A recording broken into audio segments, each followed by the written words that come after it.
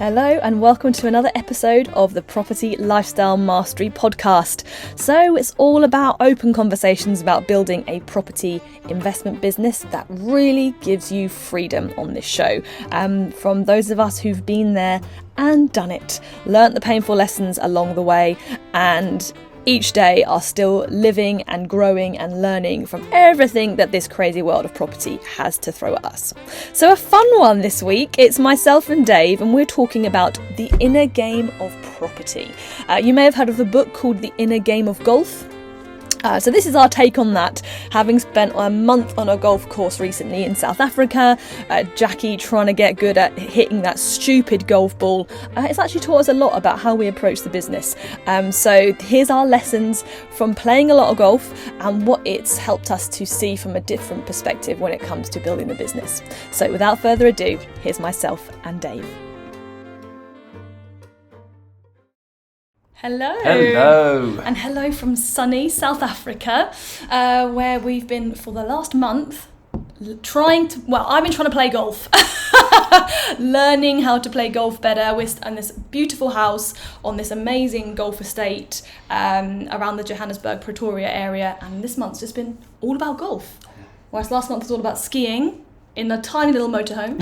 This month's been all about playing golf in what is basically a mansion, a palace in comparison to the motorhome.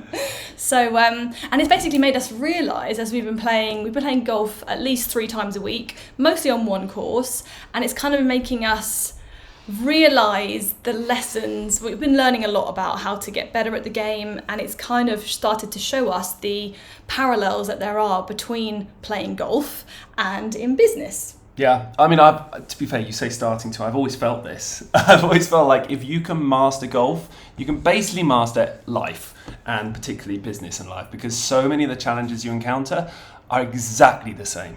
It's ridiculous. It's like, it seems so different, but they are literally the same challenges, which has got us thinking about this podcast episode, and like, let's literally get it out there. We've done some good brainstorming, thinking about all the things that we've done over the last month to try and improve, and all the places that we failed at. And why did we fail? You know, like really analysing it in a good way, in a really positive way. So yeah, so just, I guess the main starting point is obviously, oh yeah? I was just going to say, just before we get into it, right, that this is podcast even if you don't play golf. Oh yeah. Like, if you're sitting there going, don't give a crap about golf, guys, this isn't really about golf. It's about the lessons from golf that really how you take them forward into business, with just some nice metaphors that really golf gives you along the way. Yeah, it's a bit like when I went to music college. Just before I went to music college, my saxophone teacher, anyone who didn't know I used to play saxophone, there you go. My saxophone teacher, at the age of 19, one of the only books he told me to read was called Zen in the Art of Archery. Literally nothing to do with playing saxophone, but that was his idea of the most important book to read just before you go off to music college. So this is the same. It's like, what is it in golf that we can all learn? And it's massive. It's very powerful. And there is a book that's called The Inner Game of Golf. Yes, fantastic book, written by a guy who knew nothing about the technique of playing golf. He wrote it in 1979. It's a massive seminal book for golfers, and it's literally just all about the mindset of golf. And he didn't know anything about golf. Just the basics. So really, this is the inner game of property, inspired by the inner game of golf. So yeah, cool. Let's do this then. So where you were going to start? So basically to start off, right, we got a basic level that in golf, the job is to get to the hole or get to your result of some sort in as few shots as possible in the quickest time possible. And there's a simple parallel there with life, right, is that we are all aiming to get to an end goal of some sort, an end result. And we are trying to do it as quickly as possible with as few detours as possible. So the question is, how in golf do we get to that hole as quickly as possible in as few shots as possible? And how does that adjust based on our level? On where we're at. So I guess where we want to start is strategy. Strategically, how do you get round the course as quickly as possible? To the flag. I think that's the nice metaphor. We use it in business anyway, right? Like it's, you plant a marker in the sand. Plant a flag. Plant a flag, and then you head yourself towards that flag. Yeah. So I guess really the good place to start is strategy, right? Like how are you ultimately going to manage your way through the course to mean that you get to the flag the quickest? Because often what looks like the most direct route, just like aim at the flag, isn't actually can often not be the best route, right? Absolutely not. And I think it was funny because we were about halfway through the month when I started talking to Jackie about, we need to work on your course management. And I was in a real bad mood at that point, and I was like, screw you, Dave. I'm trying. Dave's a lot better at golf than me. For context, Dave, you went around yesterday in only 13 shots over the par, over the standard. So for those who don't play golf, par is like, what is par? Par is if you hit a great hole, a perfect hole, what they expect you to be able to get there in. Which would be the 3, 4 or 5 usually, shots. Yeah. And the course is a combination of 3, 4 and 5 shot holes. Yep. And so if you did them all perfectly... Yeah, then you'd be around in 0 points over par. 0 points. And to put in context for anyone who doesn't know this, a pro golfer is usually hitting around across maybe 4 rounds of golf is usually at -6 below par. Ridiculous. So they're that consistent and that good that they're under par as an average. So for you, in one round of 18 holes yesterday, you were 13 over par. Yeah, which I was fantastically happy with. He was very he was literally like high-fiving himself basically. And for me, I'm basically only just in the ballpark of playing golf. Jackie's hitting 50 over par. 51, and I was high-fiving myself yesterday. So that's just for context. Dave is a lot better at golf than I am, so we're coming at some very different angles. No, that's not really a thank you, it's just fact. So anyway, coming back to course management, Yeah. right? Strategically managing the course on a golf course is a matter of looking at, where you want to get to, but actually all the surroundings of where you're trying to get to, and not just aiming at the hole, but actually avoiding the pitfalls. So, for example, if the pin on the flag, the hole on the green, is got a bunker directly behind it, then you're likely, as a course management technique, going to aim to the right of it, not straight at it, to the right of it, in order to make sure that if you hit too long, you're not hitting into that bunker. So it's just a simple safety mechanism. Similarly, if the hole on the green is like right off to the left-hand side of the green, like right up to the left-hand side, and you've got this massive green, you wouldn't normally hit at the flag. You'd normally hit kind of towards the center of the green, because you're much more likely to get close to your target doing that. Whereas if you aim at the flag and you hit off a bit, if it's on the very right hand side, for example, and you hit a bit too far right, you're off the green, you've missed. So there's just simple methods of getting around the course, and the most notable thing about them all is that usually they entail not hitting at the flag. Not going the direct route, the place that is obvious. You look straight at it, you don't hit straight at it, right? Because what you're doing is saying, how do I get there in what is going to be the most likely less amount of shots, not in the one that if I'm perfect and I hit it and it all goes right and I hit it perfectly, that I'm going to be there in the least shots.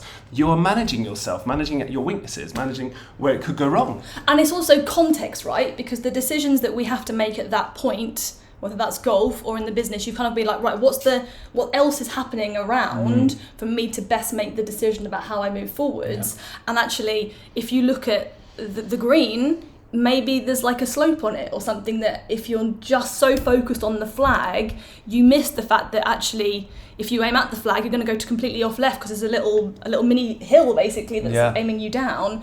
But the best putt that I did on the green yesterday, I'm still reliving it in my head. It was glorious. I aimed pretty much like a meter to the left of the flag, and the ball went straight opposite direction of the flag.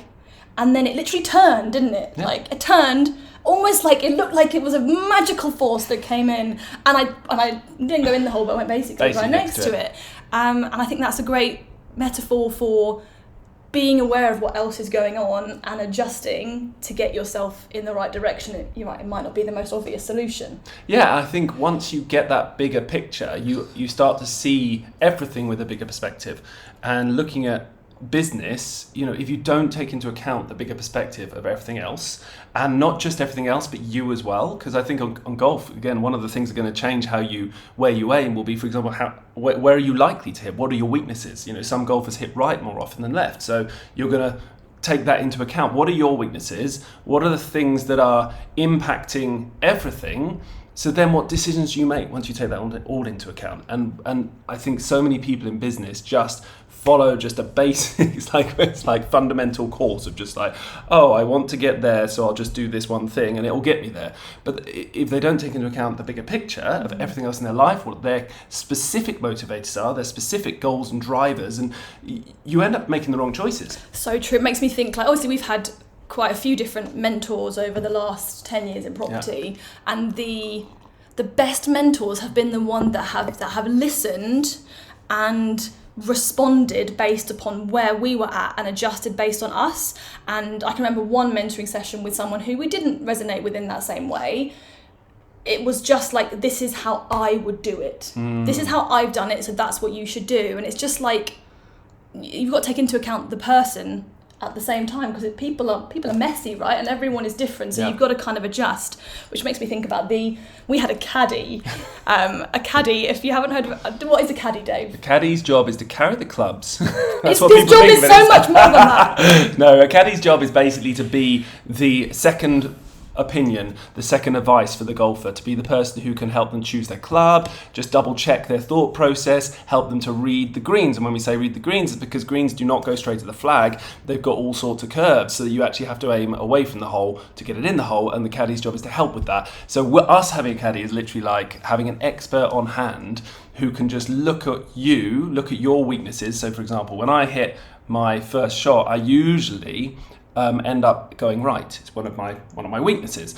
And within like 2 holes, this caddy was already telling me to hit the shot. He was saying, no, you need to hit there, and aiming me at things, already taking into account that weakness. So he's always aiming me to the left of the fairway and just saying, right, no, you need to hit over there, and telling me exactly where to aim, knowing within 2 holes exactly how I was hitting, and having that in mind. And yeah, his guidance was so good. It was literally the first round I had a caddy on was the best hitting I've ever done in my life. And there was 2 reasons for that. One was because the guidance was incredible. I was getting things in the hole just that I could never get in on my own. But secondly, because I was able to just trust in him and stop thinking, right? Just stop. I was just like, yeah, okay, I'll do what you say. And I'd hit it with full commitment and just go for it. And oh my God, it was so different. Whereas when I was having to make all those decisions on my own, you get all of this second guessing or all the overanalyzing. We'll go into that in a bit, but it just holds me up, holds me back. It's basically by having someone who knows what he's doing, who knows the course, who's learning you and trusting in his advice, you basically means you were able to get out of your head and just find a sense of trust, I suppose. Yep. And that actually, when we're bringing this back to business, makes me think about, we've had some people that we've been mentoring for several years, and we've seen some of them have a real shift recently from this resistance, right? And what you're talking about when you don't trust yourself is you're almost resistant and not just trusting in what you're going to do.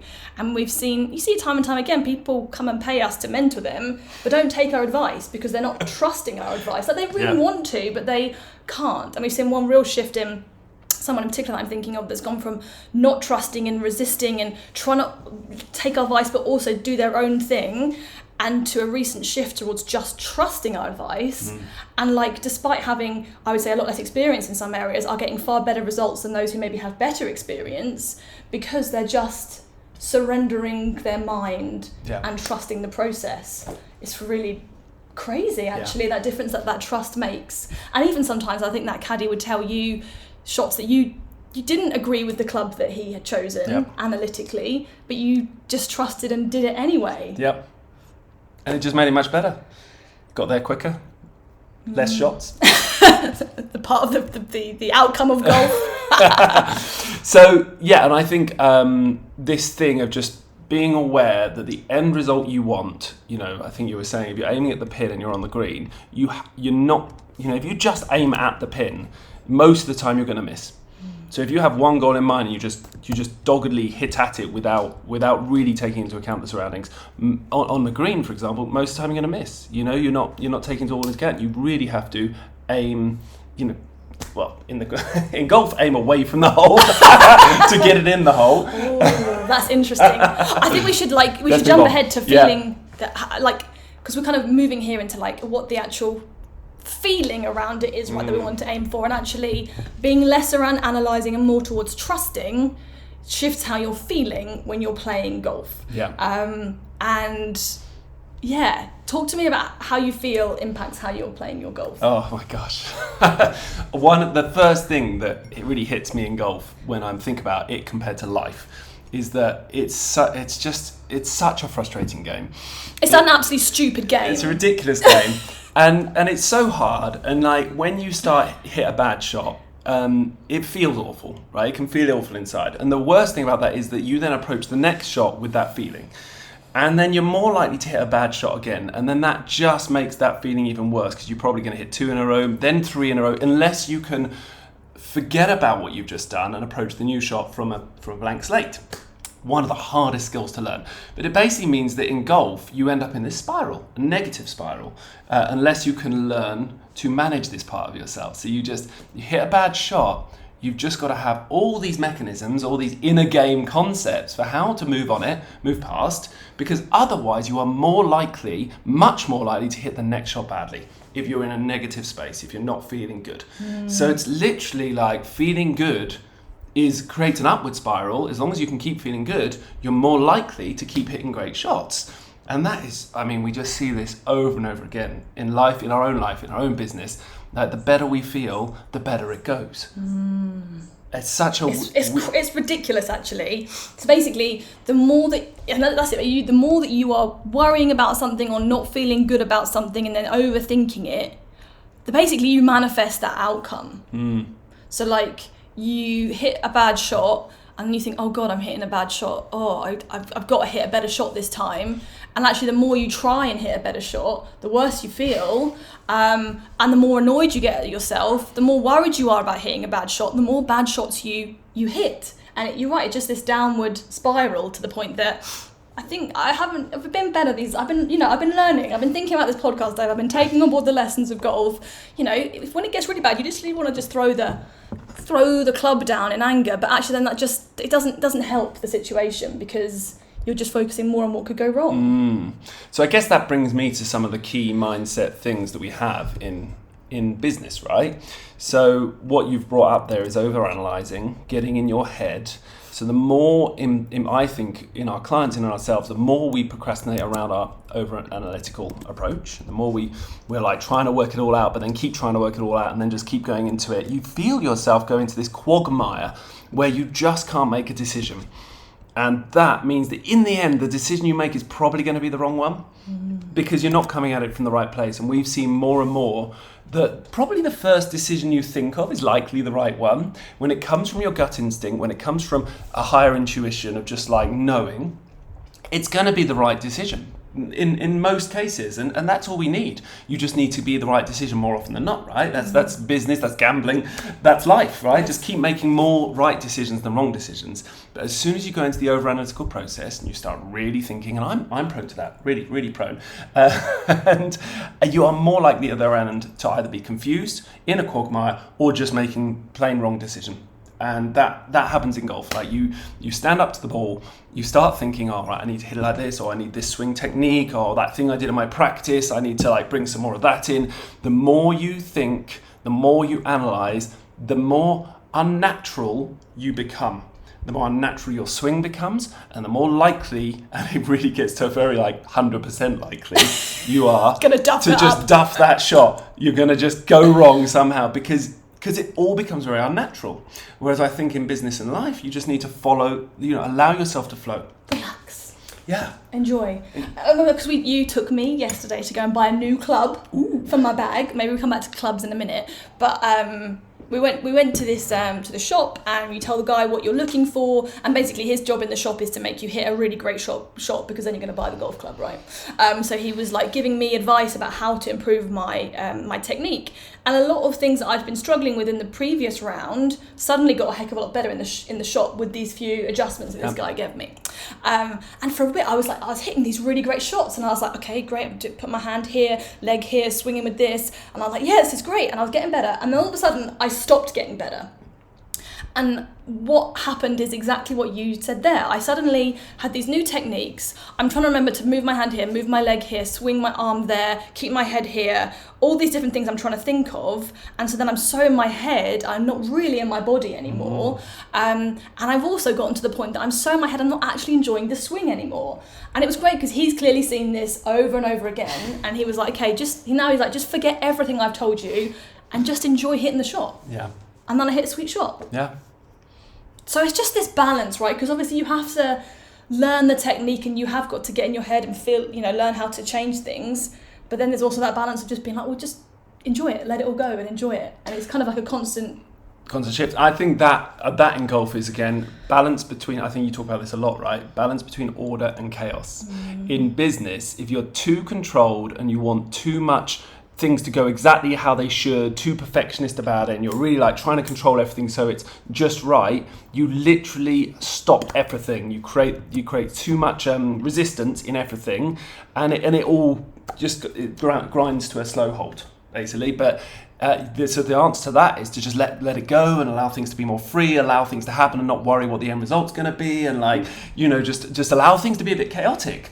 But if it gets too chaotic, then things just start going wrong all over the place, and things, it starts going wrong the other way. But this is exactly the same with your swing. You've got to have some order, you've got to have some control, but then once you come to swing, you've just got to let it go and allow it to, do its own thing and allow it to be free. And that's the only way to get an amazing golf swing. Because if you're too controlled all the time, it just gets stuck. And you don't go as far. You got to let it. Actually, you keep telling me to do on my drives. You got to let it rip, Jack. Yeah, let it rip. I said just set up right. Just get it all so you know what you should be doing, and then just forget it all and let rip, because the body will know what to do. And that is the same in business. It's just kind of make sure you've thought it through, got the foundations in place, get the fundamentals right, and then just let it happen. Just go for it. And I think this brings me on to another one, just go for it does not mean try really hard. There's, again, another fine balance there. If you try too hard in golf, it happens to both Jackie and me, and there comes points in the round when we just try too hard, and both of us do the same thing. We hit the ground in front of the ball, and it's just a really crap shot. It really hurts. It really hurts your wrists, and it's just, we always know, I tried too hard. It's, immediately. Now, I'm like, this is ridiculous. I'm just because I'm trying really hard, I duff up the shot, I hit the ground. And it means that you don't really get to the ball, get that nice connection. And I literally see this all the time in business. If you go into a meeting with an investor, a new investor, and you're trying to make the sale and you try too hard, you come across, a bit unnatural, you come across pushy, you don't come across well. And that trying too hard will always push them away, right? And it's the same, if you try too hard in business, in your actions, in how you approach people, you will not connect with them. You will not connect. You will not make a nice connection where the relationships can build naturally. It will always feel forced. And that's, And you probably will still hit the ball, right?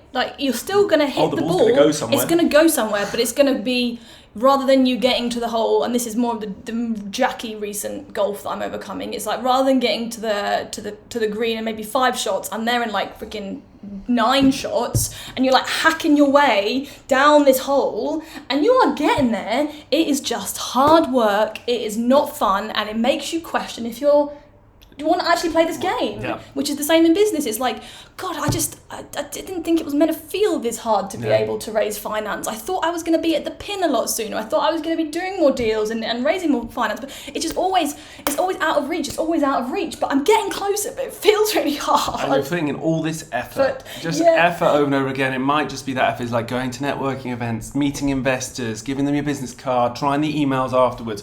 But when you try too hard, you are unnatural. It's like a forced version of yourself, and it just doesn't connect with people. People want they just want to like you and resonate with you. When you try too hard, it's very hard for people to resonate with you. And yes, it means you're going to do 10 investor meetings and maybe get 1 instead of 10 investor meetings and get 8 investors. It makes that kind of impact to your business, and it feels exhausting. And it makes you go and come back to that, I don't know if I want to play this game anymore, or maybe I don't want to play golf, or maybe I don't want to finish this round today. It makes you want to flip to something else and give up, which is actually the worst thing that you can do. That isn't the problem. The problem is not that golf course. The problem is actually not golf. Like, if you go and play tennis, you're going to get to the point it's the same thing, or whatever sport you want to play, flitting to something else. And this is what, definitely if you're like kind of a creator, Wealth Dynamics profile, like you like starting new things like me, you know, we very quickly think, well, clearly it's really hard to hit this golf ball. Golf isn't the thing. Yeah. You know, oh, it's not the HMOs I should be doing something else. Some commercial conversions, you know, it's like, that's not it. The problem is not HMOs. The problem is how you're approaching doing HMOs. And actually that comes back on a more micro level as well. So within golf, one of the things I notice is that, you know, I can get on a driving range and in my practice, in my how I'm playing, I can just be like, oh yeah, I'll hit a shot like this, I can hit it to the right a bit, I can hit it to the left a bit, you know, I can kind of get some control, try out lots of different things.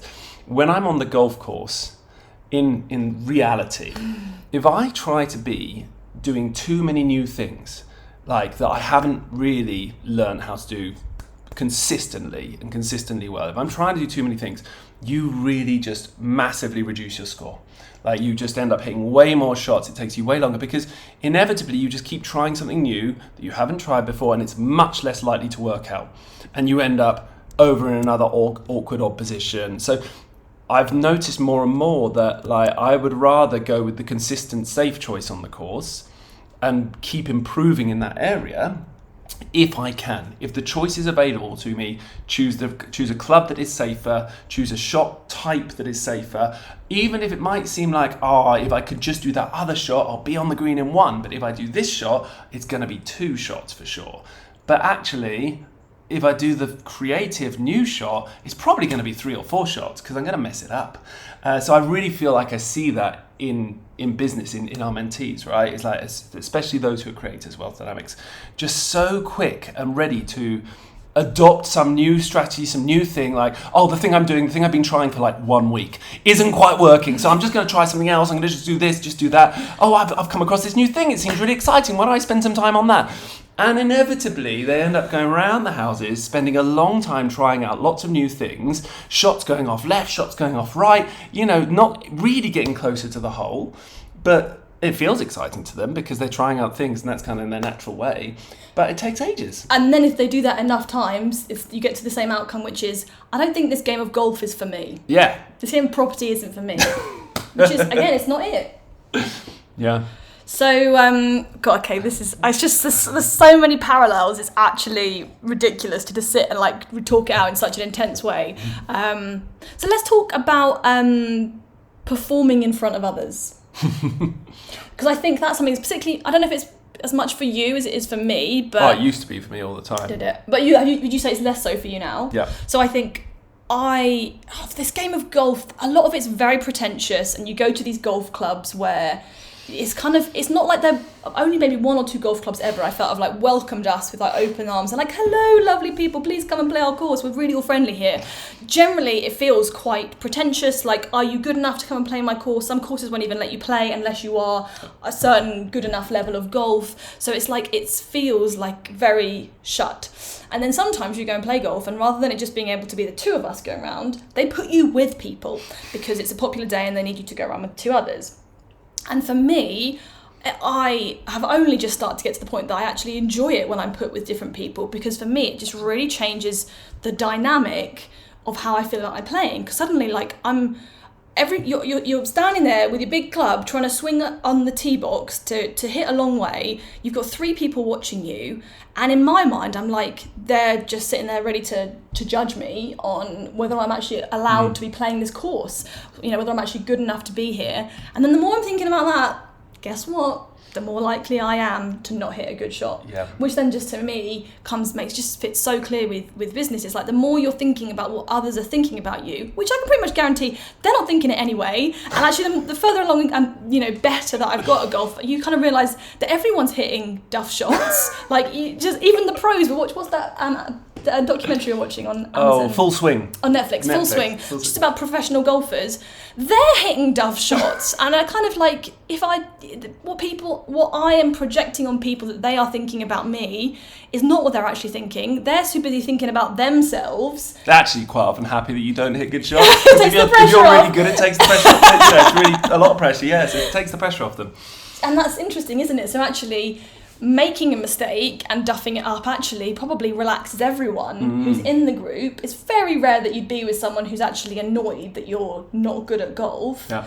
And actually that makes it the more enjoyable round for everyone, which I think is, we found the more that we've been open in property about sharing the duff shots that we make in property, the more we connect and resonate with people, and it actually makes everyone enjoy themselves more, because it's like, okay, I'm not the only one messing up here, and that makes it a lot better. So actually, if we can just stop bothering ourselves with what other people are thinking about us and just go out and just do our best and enjoy the swing, you're far more likely to go in the right direction and hit a good shot. Yeah, and that, I think, as an overarching thing, the worry about other people's judgment forces all of those like other self-sabotages. We've kind of covered quite a few of them already. Getting you in your head too much, over-analysing everything, worrying focusing on the worry of what's going to go wrong.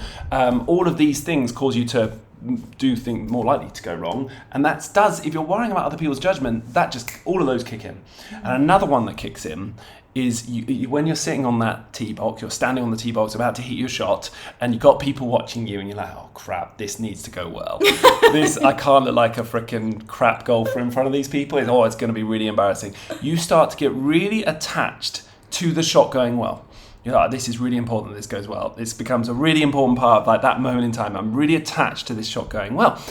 Same type of attachment happens when you hit 3 really great shots. You're on the green. You're like about to get par. You've got to hit a great putt. It's not too far away from the hole. If I can just hit a great putt right now, I will get par. And it's like in a moment of real like excitement, but also attachment to suddenly hitting a great shot. Every time that happens, you're more likely to mess it up. It's ridiculous. You're much more likely to do a crap shot. I think yesterday I had, even with amazing score like that, I had 2 or 3 chances to just get the ball in the hole from quite close. And because I was attached to suddenly I was going to get par on those holes, and I was really attached, this would be amazing, I get another par.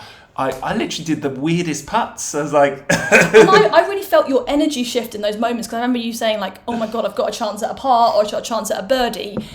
I can feel your energy change. Probably it is a shift more towards trying too hard, over analysing, and you if you can shift how you feel in those moments, that's probably going to knock another 3 off your score. Yeah. So I'd say, coming back to business and life, like the more attached you are to how it ends up, we see it all the time. If you get really attached to a result, you miss like the quick shortcuts. You just suddenly become very unopen to problem solving. Your brain really shuts down in many different ways because you're so focused and attached to it going a particular way, and like the whole thing becomes more restricted and more like that unnatural again. I keep coming back to this unnatural thing because I feel like in our natural flow, when we're as human beings, if we're just relaxed, comfortable, and natural.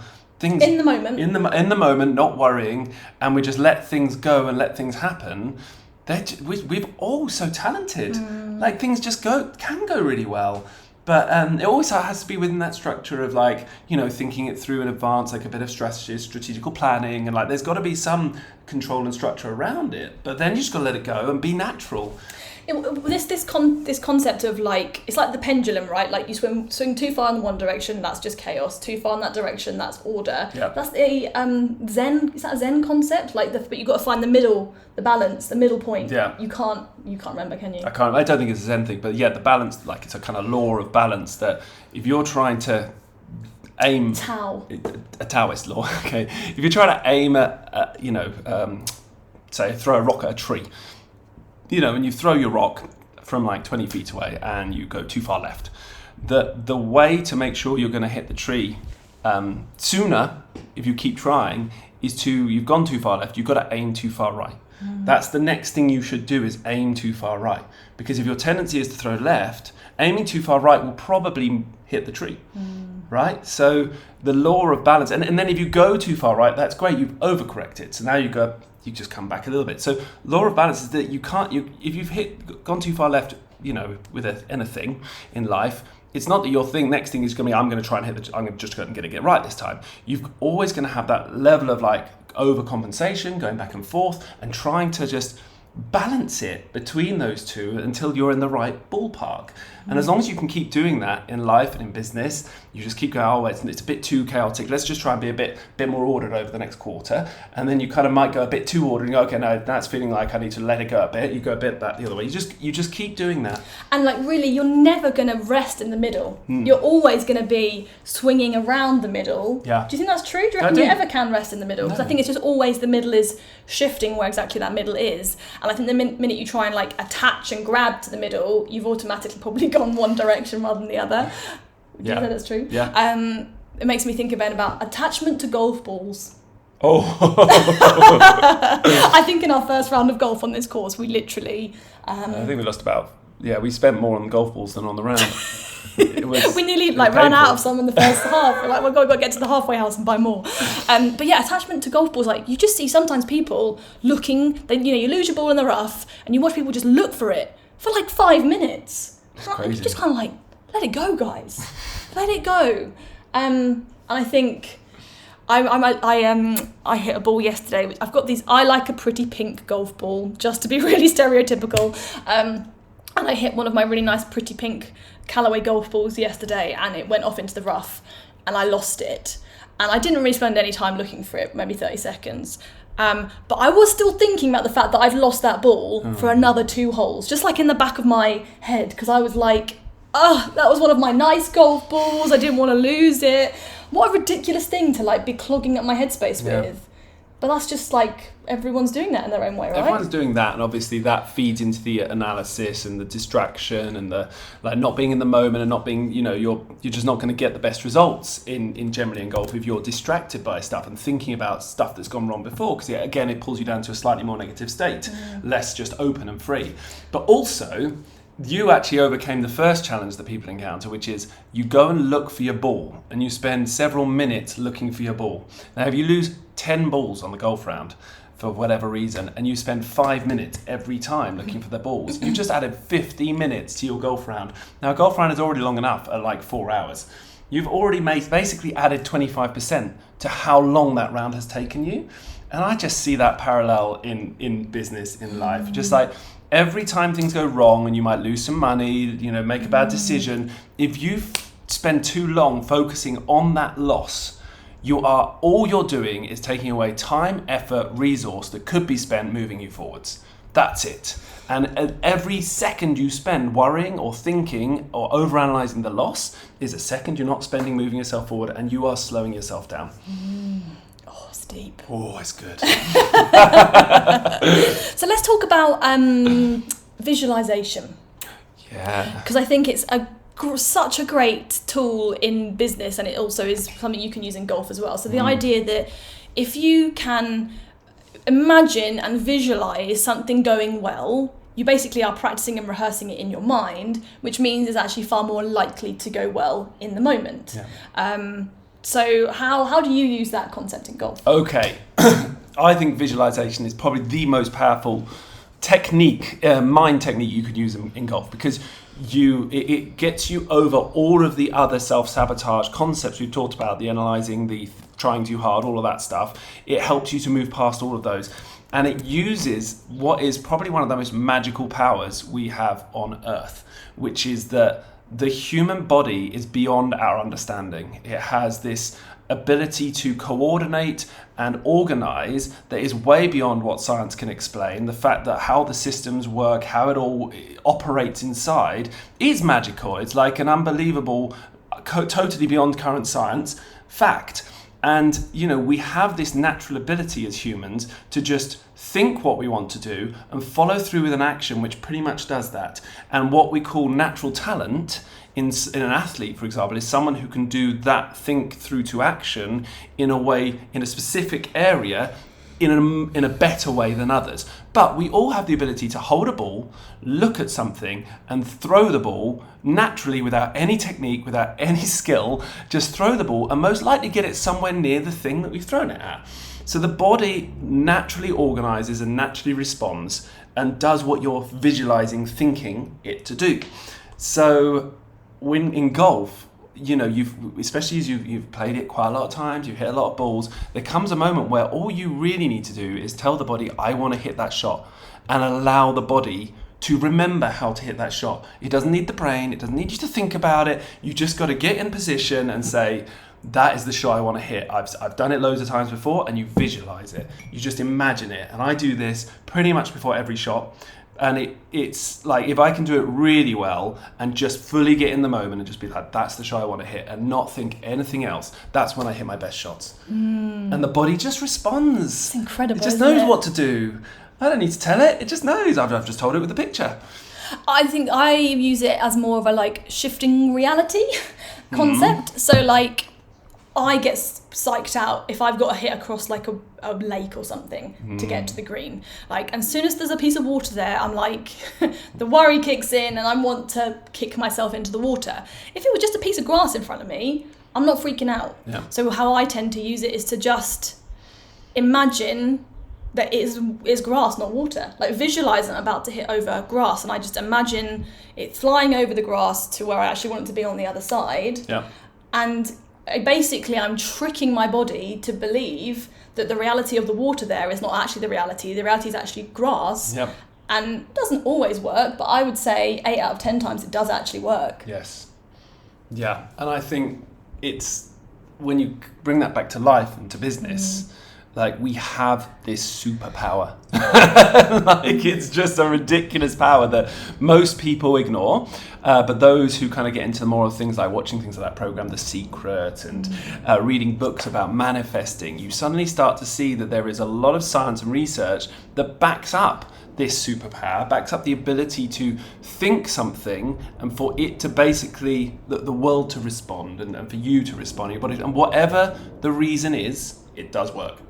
It works, right? And so how can we bring that? Like, if you're sitting in business and you're trying to buy your properties and you're spending your time worrying about things that could go wrong, you're focusing your attention on the issues and the problems and the challenges, then everything in life is basically going to show you more of that. It's going to show you more of the problems, more of the challenges. It's going to become a quagmire, to use that word again. And you're more likely to duff the shot, to mess something up, because you're worrying about all the things that go wrong. They're more likely to happen. So what we do is switch it on its head, focus in on a great end result, try and manifest exactly the end result you want in business, the dream life, get your vision boards going, whatever it is for you, and use all of these like mental tools at our availability to just manifest that life, and more importantly, as you do, to like take yourself away from the things that could be worrying you, and just to not let them distract you. Yeah, shift from the lake to the grass. Oh, and it's true, like, just practicing, and all of this, if you feel good, you play better golf. If you feel good, you build a business better and quicker and faster. Yeah. So for me, the visualization is, how am I going to visualize my day, building my business in whatever task I'm doing, and practicing feeling good through doing all those things, and unpracticing the worry. It's the sitting in visualization, each day, to think about how I want the day to go, is essentially my version of the driving range in golf. Yeah. I'm just like, I'm practicing a new way of how I want to feel and take my business forward, and it's incredible. I suddenly like, oh my God, I had an amazing day. I got so much stuff done because I was feeling amazing the whole time. All this amazing stuff is happening, and it's hard to believe it. And going from the person who, I'm a very natural worrier, I'm just, all of that worry has manifested things being so much harder. Yeah. And the more fun and joy and ease that I find, the Easier easier it gets and the better results are. And I guess that brings me on to another thing, like it makes you act differently. When you're less worried and you're focusing on a good positive outcome, it's not just some sort of magic science behind the scenes. It actually creates a different action taking, right? And a different result because of that. So there is a physical manifestation of this as well. I think one of the things that I notice when people are focused on the worries and focused on what could go wrong and all of this, is that they don't follow through. They don't commit. So to bring this to the golf to begin with, one of Jackie's weaknesses on the golf course is that if she gets too concerned about things and starts getting in her head, she does this weird swing that basically doesn't commit. It's like it goes back, it comes through to the ball, and then just as it's coming to the ball, it does some weird little flick. There's like, I'm not sure what I don't know what it is. I don't know what it is. I'm just like, Jax, you've got to follow through. You've got to commit to the shot. And because if you don't commit, it just flops, right? Yeah, it doesn't go remotely close to where I want to go. Yeah. And like literally, it's the same in business and life. If you do not choose something and commit to it and follow through with your action, it's gonna flop. If you kind of start it, you get a bit of momentum going, and then you kind of half-arse it because you start thinking about the other options. This is the shiny penny syndrome, right? Mm-hmm. Shiny penny issue of just being like, I'm going to do buy-to-lets, I'm doing it, I'm going, viewing them, I'm going to get some offers in. It's seeming quite hard work. What about those commercial conversions? As soon as you do that, and you start distracting yourself and then not being committed to the thing you've said you're going to do and not following through with it, it will flop. The business will flop.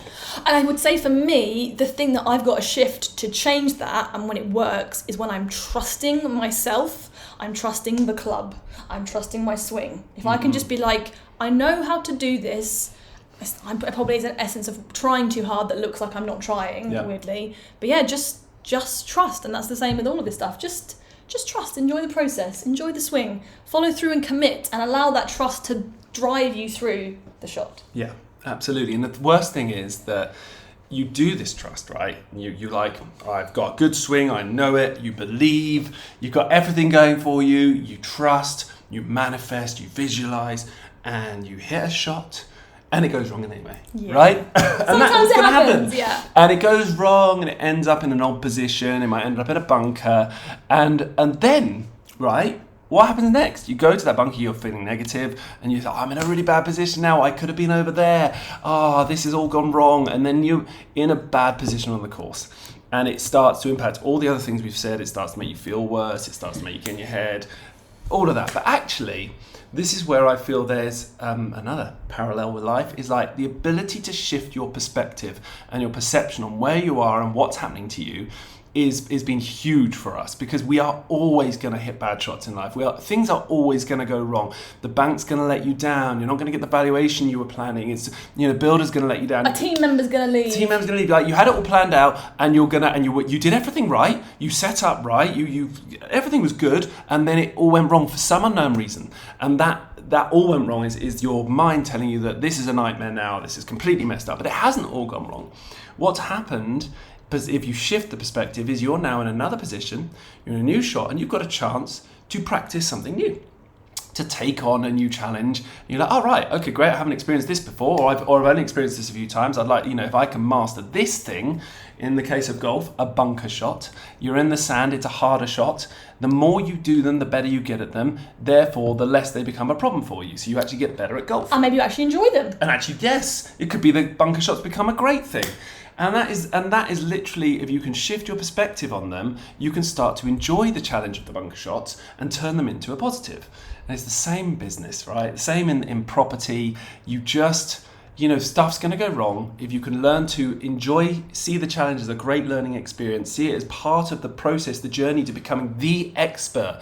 Because the magic of being an expert, like a pro golfer, is that it's not that everything goes right. It's that when things go wrong, you know how to deal with it.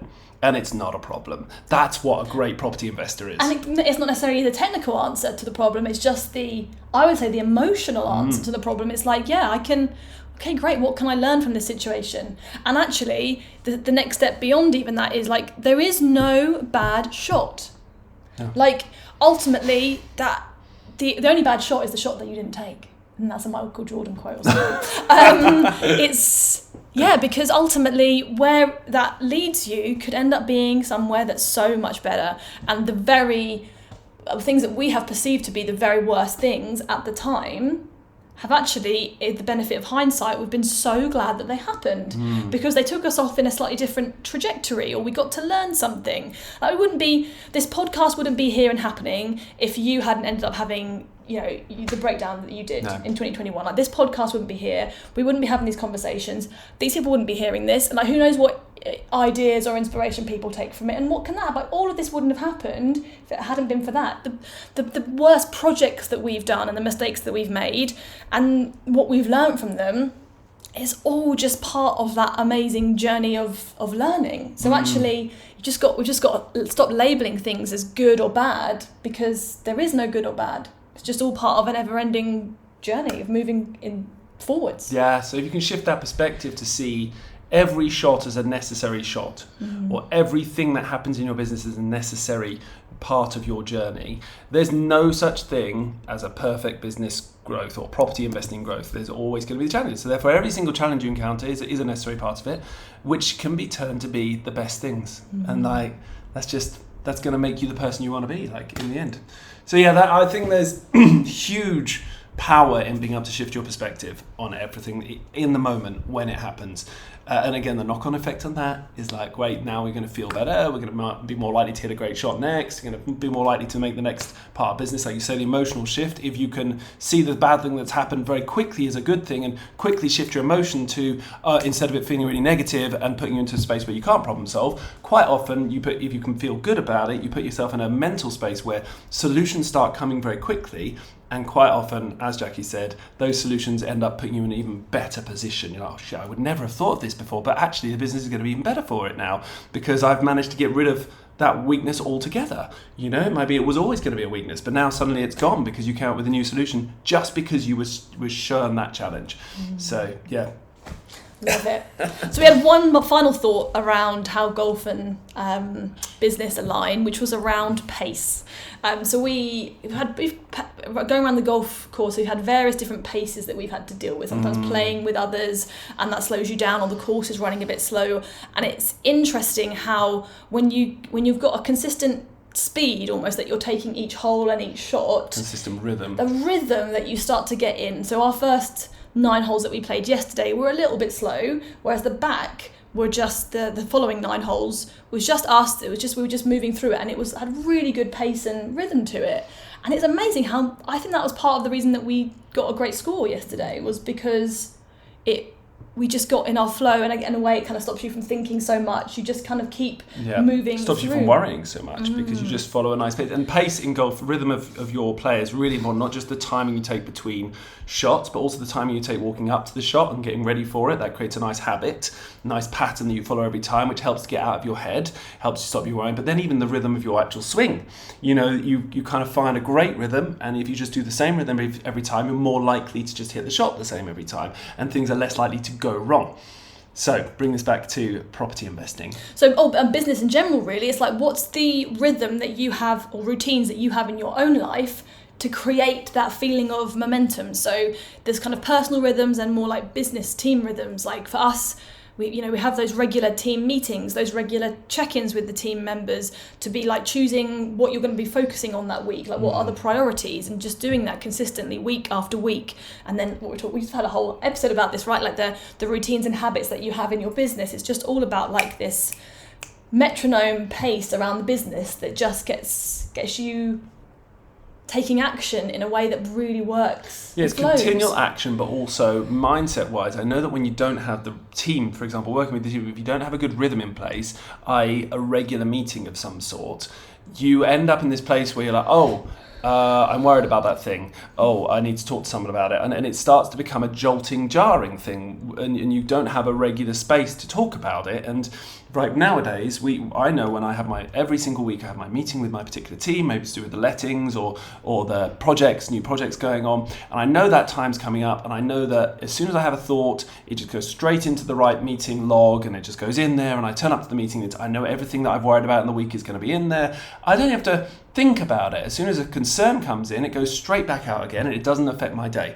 Whereas I know that if I didn't have that good rhythm, that good meeting rhythm, it would be causing me, some concern and distress and jarring my day, affecting my day, like causing me to go, oh gosh, I need to do something about that, or maybe I should have a meeting with that person, when shall I do that? And suddenly you're off on a different track, and it's distracting you from the work that you were doing, and it basically stalls you. And then you don't get into your flow in the work you're doing, which means you're less likely to do a good job of your actual work, right? Yeah. Which is the same as hitting that golf shot, right? If you get a nice rhythm, you can just follow that rhythm, follow that habit, and you're more likely to just hit great shots all the time. And then I guess from a personal perspective, for me, it's like that, those daily routines around like sitting down every morning. And for us, we both do meditation and visualization every single day. Like that's just part of the rhythm of setting yourself up for that day to get yourself in a good zone. For me, making sure I don't have too many priorities in any one week, like being really ruthless about what is the most important this week and what are the maybe 3 to 5 things that I'm going to prioritize getting done, and choosing to let go of the rest just gives me that space and that time to get those things done and enjoy them. That's a fascinating one, actually, because it's the same with the golf swing, right? There's so many different things you can think about. Like, think about your feet, think about your legs, think about how you're turning, think about where your hands are, think about whether you're going to cock your wrists in mud, think about how fast you're swinging. There's so many things to think about that if you have too many priorities at the moment of the swing, your mind gets overwhelmed and you end up messing it up. Right, and it's the same with your week, right? Too many priorities on your week, you don't get enough any of them done, and you mess up your week. And you feel rubbish about it. And you feel rubbish about it. So you just got to be very clear, really niche it down to just a few things you're focusing on, and then your week goes really well. It's the same with the golf swing. It's just got the amount of parallels between business and golf is actually crazy, and I think it's been really good for me to learn this game, because I think that actually the better I'm getting at golf, and I don't necessarily mean better at necessarily hitting it better, just better at just enjoying it. And even that just means like enjoying the scenery and enjoying the experience, enjoying the fact that I'm switching off. I think the better I'm getting at that, the better I'm getting at the business as well. So maybe this is a promotion for golf. Get yourself out there and playing golf. And actually, I think a big objection to playing golf is, there's not enough time. But actually, I would say, that time is actually incredible, because you can't be on your phone. You can't really be thinking about anything else. Like, there's not even really much time to even talk about anything. And it just, I think the clarity that gives you and that switch off time that it gives you makes you better as well. So yeah, go and pick up the swing, guys.